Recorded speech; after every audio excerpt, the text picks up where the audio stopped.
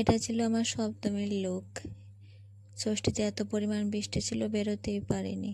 আর আমার ছেলে দেখো, এত আলো, এত লাইট, কি আর বলবো। এত কিছু দেখে পুরো মানে ও চোখে ফেরাতে পারছে না, ও আমাদেরকে ঠিকভাবে চিনতে পারছে না, এত মজা পাচ্ছে ও। শুধু তাকিয়ে আছে লাইটের দিকে। আর এটা হলো প্যান্ডেল, তোমাদেরকে একটু একটু দেখাবো বলে আমি রেকর্ড করে রেখেছিলাম। কি সুন্দরভাবে সাজিয়েছে দেখো, আমাদের এখানে পুজো খুব সুন্দর। উপরের লাইটিংগুলো দেখো কি সুন্দর করে সাজিয়েছে। কি বোঝাতে চাইছে বুঝেছো? কেউ যদি বুঝে থাকো কমেন্টে বলবে।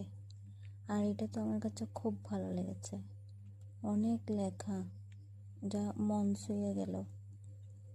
অনেক কিছু বোঝাতে চেয়েছে, মেয়েদেরকে না পড়িয়ে বিয়ে দেওয়া, মেয়েদেরকে চুপ থাকতে নেই সব কিছুতে, অনেক কিছু, বাল্যবিবাহ। আমি তো এখানে গিয়ে শুধু এই লেখাগুলি পড়তে পড়তে ঠাকুর দেখতে পারিনি ঠিকভাবে, এত ভালো লেগেছে আমার।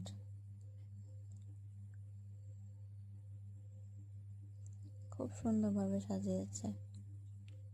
তারপর আর কি, পুজো শেষ।